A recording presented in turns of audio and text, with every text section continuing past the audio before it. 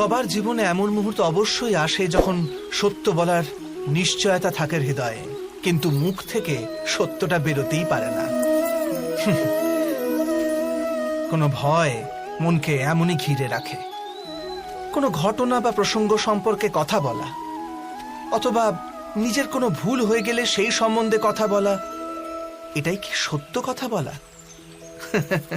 না, এ তো কেবল তথ্যটুকু, অর্থাৎ যেমন ঘটেছে শুধু সেইটুকু ব্যক্ত করা। এ সামান্য ব্যাপার। কিন্তু কখনো কখনো সেই তথ্যটুকু বলতে গিয়েও ভয় হতে থাকে। কখনো আবার অন্য ব্যক্তি কি ভাববে সেই দুশ্চিন্তা হয় মনে। অন্য কারো দুঃখ হবে এই ভয়টাও সত্যকে আটকায়।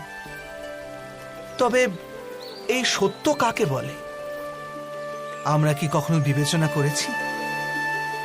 যখন ভয়কে তুচ্ছ করেও কোনো তথ্য বলে দেওয়া হয়, তবে তাকে সত্য বলা হয়।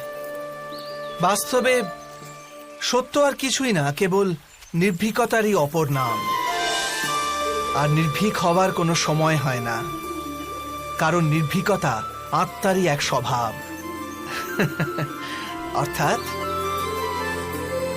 অর্থাৎ জীবনের প্রত্যেকটি ক্ষণই সত্য বলার ক্ষণ নয় কি?